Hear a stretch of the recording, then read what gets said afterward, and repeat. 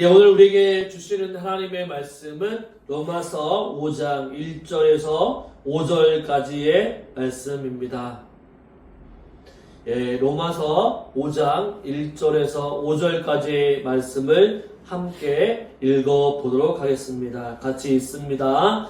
그러므로 우리가 믿음으로 의롭다 하심을 받았으니 우리 주 예수 그리스도로 말미암아 하나님과 화평을 누리자. 또한 그로 말미암아 우리가 믿음으로 서 있는 이 은혜에 들어감을 얻었으며 하나님의 영광을 바라고 즐거워하느니라. 다만 이뿐 아니라 우리가 환난 중에도 즐거워하나니 이는 환난은 인내를, 인내는 연단을, 연단은 소망을 이루는 줄 알미로다. 소망이 우리를 부끄럽게 하지 아니함은 우리에게 주신 성령으로 말미암아 하나님의 사랑이 우리 마음에 부은 바 됨이니.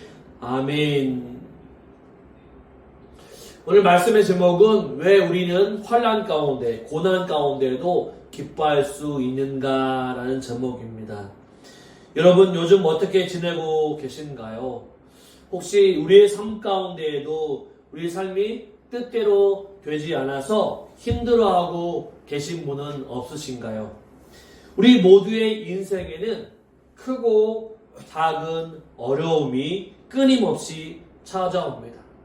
가끔은 너무나도 큰 문제들이 우리 앞에 놓여 있어서 내가 이걸 과연 버틸 수 있을까? 내가 과연 이 문제를 해결할 수 있을까라고 하는 생각이 들 때도 있습니다. 또한 여러분 돈 걱정으로 인해서 밤잠을 설치신 적이 없으신가요? 매달 생활비를 마련해야 할지 어떻게 마련해야 할지 고민하며 또한 끝이 보이지 않는 경제적인 어려움에 마음이 무거운 분들도 계실지 모릅니다. 아니면 가족 간의 갈등으로 인해서 마음이 너무 아파서 이 관계를 도저히 회복할 수가 없을 것 같다라고 하는 생각이 드는 분도 계실 것입니다. 또는 우리의 육체적인 몸이 또한 몸과 마음이 아파서 매일 병원에 다니고 또한 미래가 두려워지는 분도 계실지 모르겠습니다. 이런 문제들을 겪다 보면 자연스럽게 이런 질문이 우리 안에 떠오르게 됩니다. 하나님이 정말로 나를 사랑하고 계신다면 왜 이런 일이 나에게 일어나는 것일까라고 하는 질문을 우리는 끊임없이 하게 됩니다. 내가 이렇게 했는데 왜 하나님은 도와주시지 않고 침묵하고 계실까? 응답해 주시지 않을까라고 하는 의문을 가질 때가 많죠. 때로는 기도조차도 하기 어려울 만큼 우리가 낙심될 때가 너무나도 많이 있습니다. 그런데 오늘 성경 말씀에서 바울은 환난, 즉 고난 가운데도 우리가 기뻐할 수 있다라고 말씀하고 있습니다. 3절에 보면요, 환난 중에도 즐거워하나니 라고 하는 말씀을 들으면 솔직히 이해가 우리가 잘 되지 않을 때가 있습니다. 고난이 우리를 힘들게 하는데 어떻게 그 가운데서 우리가 기뻐할 수 있을까라고 하는 그런 문제가 우리가 의문이 생길 때가 있다라고 하는 거죠. 하지만 바울은 단순히 우리가 고난을 참고 견디라라는 말을 하는 것이 아닙니다. 그는 고난이 하나님의 계획 속에서 사용되어지고 있다라고 하는 것을 말씀해주고 있는 거죠. 고난이 우리가 해결되지 않은 것처럼 큰 것처럼 보이지만 하나님의 관점에서 보면 하나님은 그 고난 가운데서도 우리에게 어떠한 계획을 가지고 계신다라고 하는 것을 알려주고 있다라고 하는 거죠. 우리가 그래서 고난 속에서도 기뻐할 수 있는 이유를 오늘 발견하면 좋겠습니다. 하나님은 여러분의 고난, 우리의 고난을 절대로 낭비하지 않으신다라고 하는 거죠. 고난, 힘들고 어렵지만 하나님은 고난 가운데에도 뜻을 이루며 나아가시는 분이라는 사실입니다. 그래서 우리가 우리의 믿음을 더욱더 단단히 하고 우리에게 주시는 더 큰 소망과 기쁨을 얻어가시기를 바랍니다. 이제 오늘 말씀을 통해서 하나님이 우리에게 주시는 축복, 그리고 우리가 고난 속에서도 기뻐할 수 있는 이유가 무엇인지 함께 살펴보기를 원합니다. 첫째는 바로 믿음은요, 하나님과 화평을 우리에게 나누어 줍니다. 여러분, 우리의 삶 가운데 가장 중요한 관계가 있다고 한다면 그것은 무엇일까요? 가족과의 관계, 친구의 관계, 동료의 관계 모두 중요하지만 그 중에서도 가장 중요한 관계가 있다고 한다면 무엇일까? 바로 하나님과 나와의 관계라고 하는 거죠.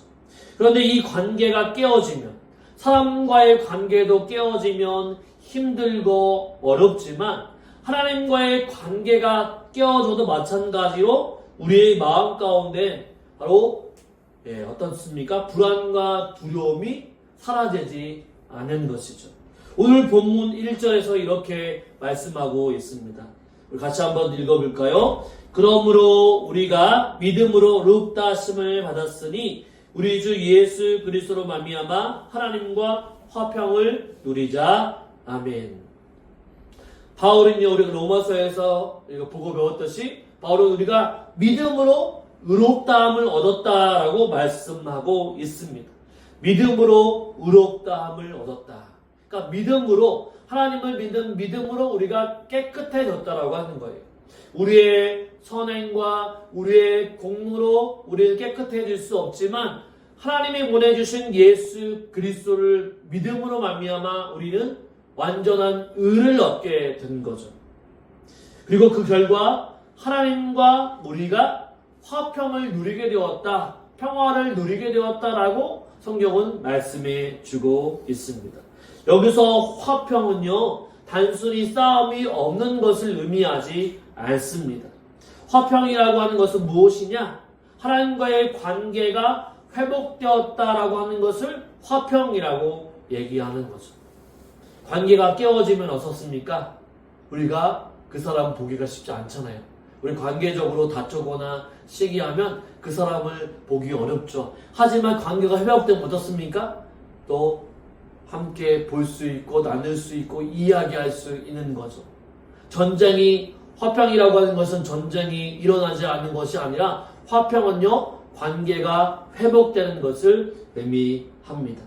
바로 우리가 하나님과 화평을 누리기 이전의 상태를 한번 생각해 보십시오. 네, 우리가 죄로 말미암아 하나님과 화평을 누리지 못하게 되었습니다. 이 죄가 하나님과의 관계를 끊어버리게 된 것이죠. 죄 가운데 있어서 하나님의 영광을 드러내지 못했습니다.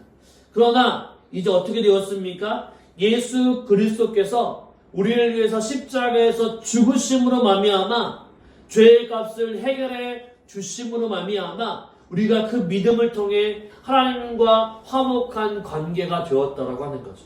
우리가 할 수 없지만 하나님이 보내신 예수 그리스도로 말미암아 바로 우리가 그 믿음, 예수님을 믿음으로 말미암아 하나님과의 관계가 다시 회복되었습니다. 우리의 노력으로, 우리의 공로로 우리가 하나님과의 관계를 맺을 수 없습니다. 그러나 하나님이 예수님을 보내주셨고 그 예수님을 믿는 자들은 바로 하나님과의 관계가 회복이 되는 것이죠. 여러분, 아이가 부모와 다투고 삐쳐 있을 때를 한번 떠올려 보십시오. 우리가 자녀들도 다 키웠지만 자녀가 어릴 때 장난감을 사주지 않거나 뭔가 있어서 삐쳐 있을 때를 한번 생각해 보십시오. 부모와의 사랑은 변하지 않았지만 아이가 부모의 관계에서 벽을 느끼며 마음이 불편하고 불안하죠. 하지만 부모가 먼저 손을 내밀어서 괜찮아, 용서해 줄게 하고 관계를 회복하는 말을 해준다고 한다면 아이는 다시 평안한 마음을 가질 수 있다라고 하는 거죠. 하나님의 화평도 이와 같습니다. 우리가 죄 때문에 하나님과 멀어졌지만 바로 하나님이 보내주신 예수 그리스도의 십자가를 통해 먼저 하나님께서 화해의 손길을 내밀어 주셨던 거죠. 하나님과 화평을 누리게 되면 삶의 중심이 흔들리지 않습니다. 세상에서 어떤 어려움을 겪더라도 마음 깊은 곳에서 우리가 안정감을 누릴 수 있다라고 하는 거죠.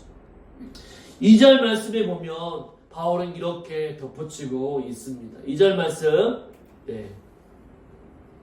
같이 한번 2절 말씀을 읽어볼까요? 또한 그로 말미암아 우리가 믿음으로 서 있는 이 은혜에 들어감을 얻었으며 하나님의 영광을 바라고 즐거워하느니라. 하나님이 주시는 화평은 단순히 현재만이 아니라 미래까지 연결이 됩니다. 하나님과의 관계가 회복된 사람은 하나님의 영광을 소망하며 살아가는 사람들이라고 하는 거죠. 우리의 삶은 단순히 지금 문제를 해결하는 데만 그치지 아니하고 하나님의 약속을 바라보면서 소망하는 삶을 우리가 기대하며 나아갈 수 있다라고 하는 거죠. 오늘 본문은 우리가 겪는 고난이 단순히 고난으로 끝나는 것이 아니라 하나님의 손 안에서 소망으로 변할 수 있음을 말씀해주고 있는 것입니다. 그렇다고 한다면 우리는 고난 속에서 어떠한 태도를 가져야 할까요? 우리가 고난 가운데 온다고 한다면, 고난이 우리 앞에 놓여 있다고 한다면 지금 겪는 고난을 하나님께 맡겨야 한다라고 하는 거죠. 하나님께 맡겨 드려야만 합니다. 고난의 이유를 우리가 다 알 수 없고 이해되지 않을 때도 많지만 하나님은 그 과정을 통해서 우리를 빚어가게 만드십니다. 고난은요, 참으로 힘이 들죠. 고통 가운데 있게 만들죠.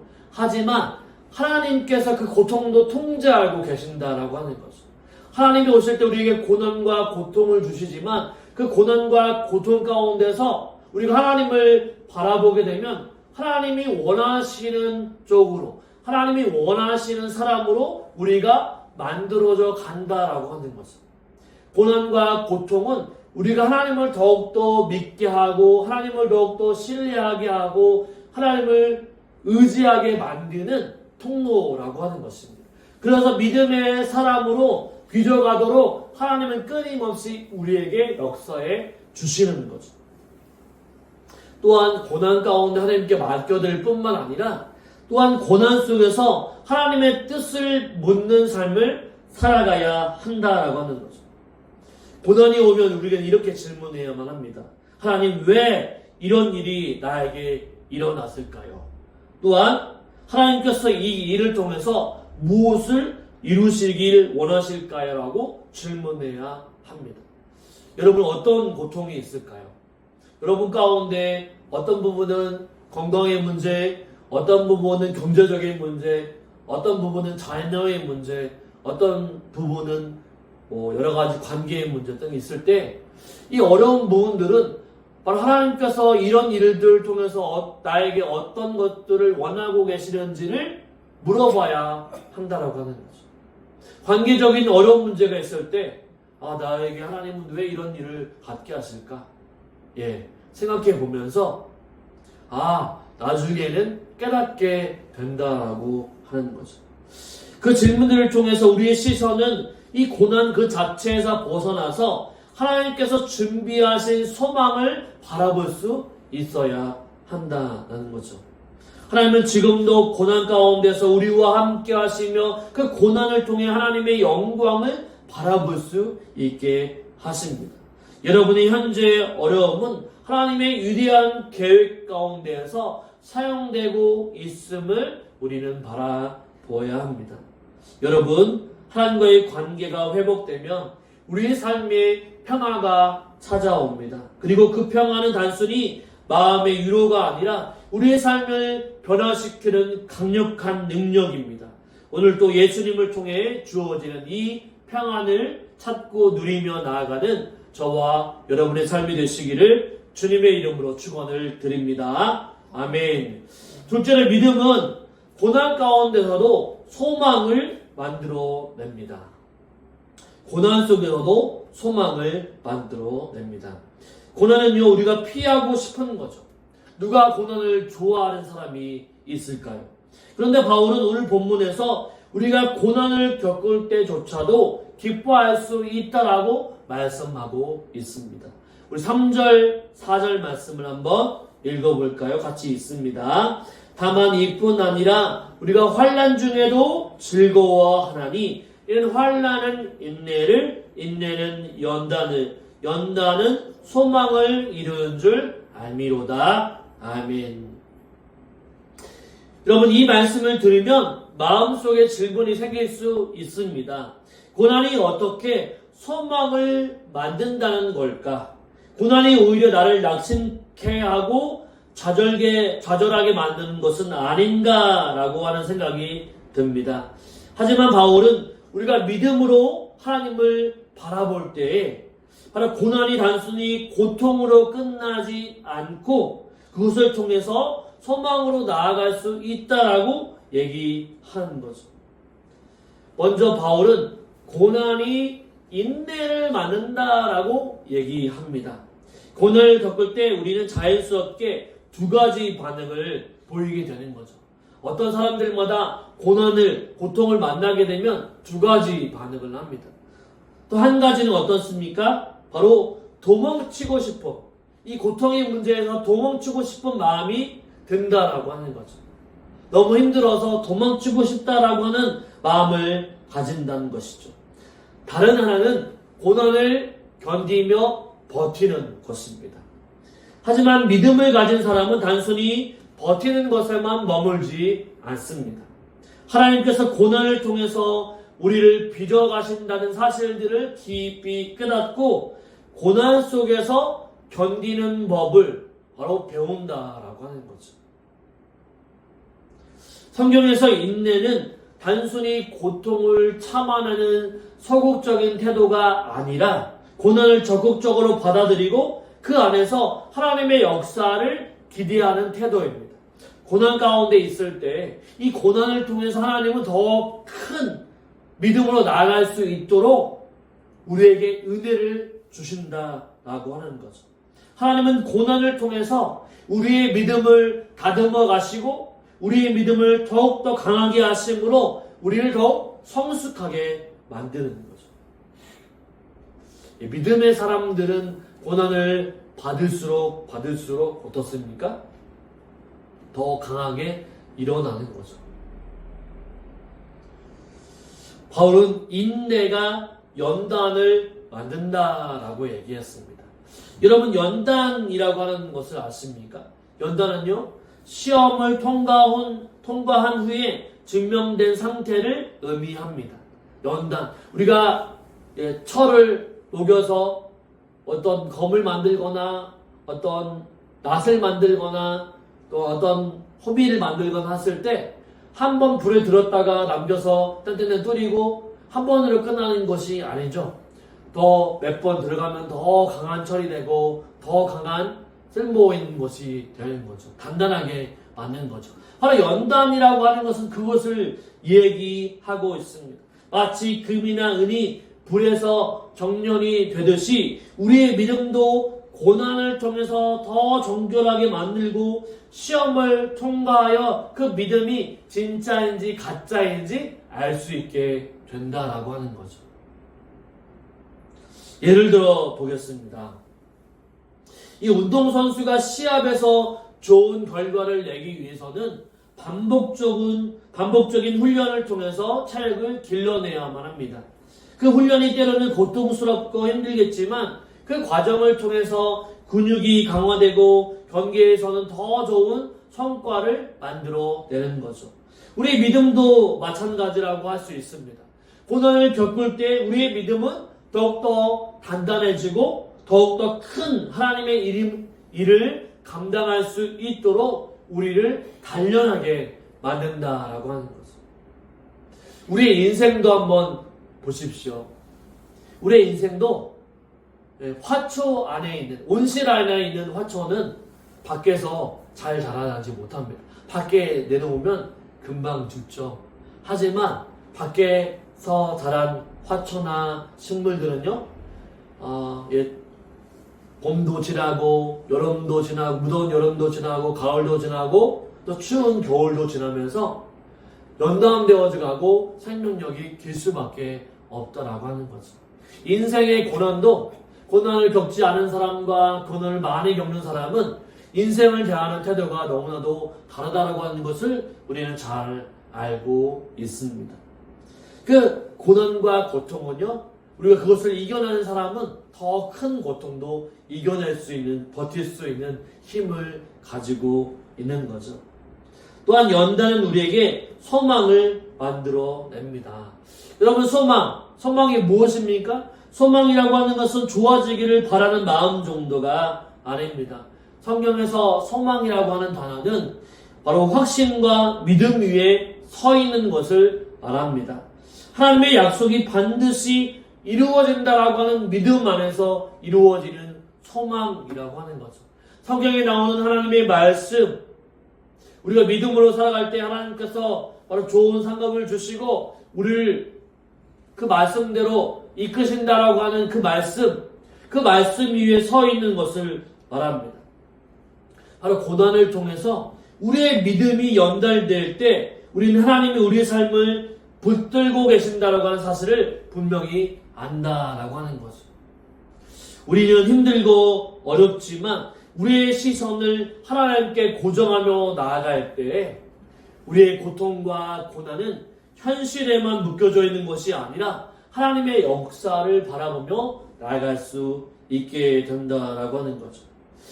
여러분, 성경에 다윗이라고 하는 인물을 아십니까? 다윗 왕. 바로 다윗은 유명한 왕이고 또 하나님의 마음에 합한 왕이라고 성경은 이야기하고 있습니다.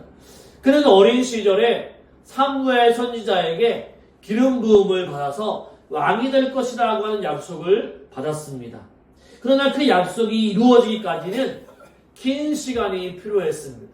기름 부음을 받았다고 해서 왕이 되지 못했죠.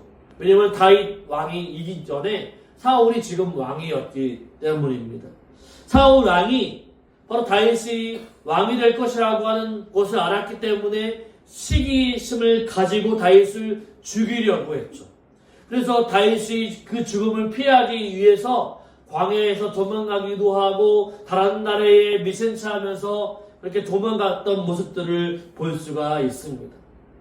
바로 그는 바로 생명의 시간, 바로 그런 고난과 고통의 시간을 버티고 나서야 나중에는 왕이 될 수 있었던 거죠. 다윗은 광야에서 숨어 지낼 때 아마도 이런 생각을 했을 것입니다. 하나님, 제가 왕으로 기름 부음을 받았는데 왜 나에게 이렇게 큰 고통이 임하는 것일까요? 하나님께서 왜 저를 버리신 걸까요? 라고 고백할 수 있었을 것입니다. 하지만 다윗은 고난 가운데에도 하나님의 뜻을 기다리면서 하나님의 약속하신 것은 반드시 이루시기 때문에 바로 하나님 나에게 기름 부어서 왕이 될 것이라고 말씀하셨던 것을 기다렸을 때 그는 나중에 다윗 왕이라고 하는 왕위에 오르게 되었던 거죠. 이 다윗이 고통과 고난 가운데 있을 때 시편에서 이런 시편을 지었죠. 시편 23편 4절에 보면 이런 말씀이 있습니다. 같이 한번 23편 4절 같이 읽어보겠습니다. 내가 사망의 음침한 골짜기로 다닐지라도 해를 두려워하지 않을 것은 주께서 나와 함께 하심이라. 주의 지팡이와 막대기가 나를 안위하시나이다. 아멘. 광야에서 다윗이 느꼈던 두려움과 고난은 결코 쉽지 않았지만 그는 하나님이 자신과 함께 하신다는 확신 가운데서 고난을 견디면서 인내할 수 있었던 거죠. 결국 다윗은 이 모든 고난을 지나서 하나님의 약속대로 이스라엘의 왕이 되었던 것입니다. 바로 다윗이 겪은 고난은 우리가 겪은 또한 성경이 말하는 바로 연단의 시간과 같다고 말할 수 있습니다. 하나님은 그를 통해서 이스라엘 왕이 될 준비를 시켰던 거죠. 그냥 편안하게 왕이 된 것이 아니라 이 고통 가운데 있으면서 하나님을 더욱더 의지할 수 있도록 그 시간을 통해 준비시켜 놓았던 것입니다. 우리의 고난과 고통의 문제도 하나님은 어떻게 준비하시느냐? 우리가 고난과 고통 가운데 있을 때 우리가 더욱더 하나님을 의지할 수 있도록 이 시간을 준비하시고 또한 역사하신다라고 하는 것이죠. 그래서 우리는 두려워하지 않고 기뻐할 수 있는 것입니다. 그렇다고 한다면 우리가 고난을 겪을 때 우리는 종종 왜 이런 일이 나에게 일어나는 것일까라고 하는 질문에 가치곤 합니다. 하지만 오늘 본문이 고난이 그저 아픔으로 끝나지 않고 우리를 성장시키는 도구라고 얘기하고 있습니다. 저와 여러분, 고난이 오고 또한 고통이 우리에게 찾아올 때 그 고난은 절대로 허비되는 것이 아니라 낭비되는 것이 아니라 하나님은 그것을 통해서 사용하신다는 사실들을 기억하고 믿음 가운데 승리하며 살아가는 저와 여러분의 삶이 되시기를 주님의 이름으로 축원을 드립니다. 아멘. 셋째로는 믿음은 성령님을 통해서 하나님의 사랑을 체험하게 하십니다. 우리가 고난 가운데 기뻐할 수 있는 가장 큰 확실은 무엇이냐면 하나님께서 우리를 사랑하신다라고 말씀해주고 있는 거죠. 우리 5절 말씀을 한번 읽어보도록 하겠습니다. 같이 읽습니다. 소망이 우리를 부끄럽게 하지 아니함은 우리에게 주실 성령으로 말미암아 하나님의 사랑이 우리의 마음에 부은 바 됨이니. 아멘. 바울은 먼저 우리가 가진 소망이 결코 부끄럽지 않다라고 말씀해 주고 있습니다.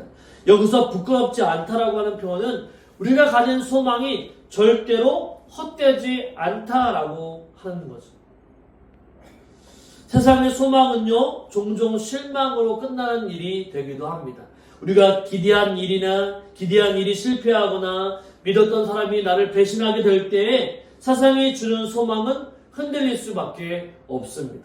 하지만 하나님이 주시는 소망은 다르죠. 하나님이 약속하시는 것은 반드시 이루어진다라고 하는 것입니다.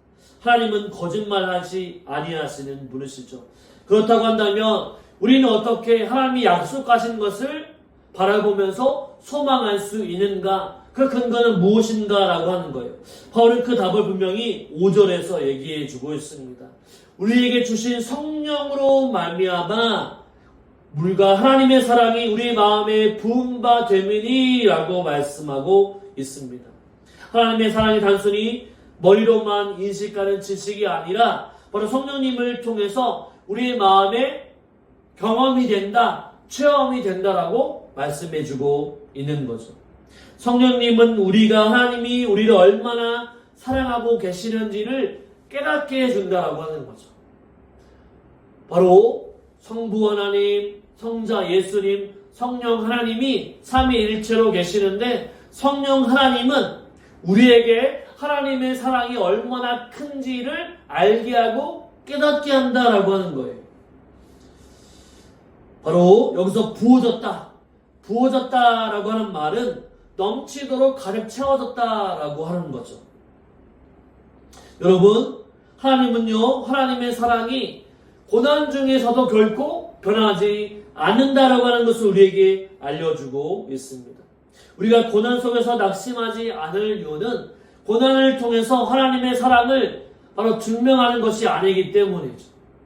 하나님은 그것과는 전혀 상관이 없이 로마서 8장 35절에 보면 이런 말씀이 있는데 우리 같이 한번 로마서 8장 35절 말씀을 우리 한번 읽어볼까요? 네, 같이 읽습니다. 누가 우리를 그리스도의 사랑에서 끊으리요? 환난이나 권고나 박해나 기근이나 적신이나 위험이나 칼이라. 아멘. 바로 어떤 고난도 하나님의 사랑에서 끊을 수 없다라고 하는 거죠. 우리가 고난 가운데, 고통 가운데 우리가 믿음이 없어 넘어지고 쓰러질 때에도 그럼에도 불구하고 하나님의 사랑은 완전해서 영원해서 그것과 상관없이 우리를 사랑하고 계신다라고 하는 것을 성경은 말씀하고 있습니다. 성령님은 우리가 힘들 때마다 하나님의 사랑을 확실하게 하시면서 그 사랑이 결코 떠나지 않음을 우리에게 알게 해주신다라고 하는 거죠. 우리가 성경에 보면 이사야 선지자라고 하는 것, 이사야서라고 하는 것을 보게 됩니다.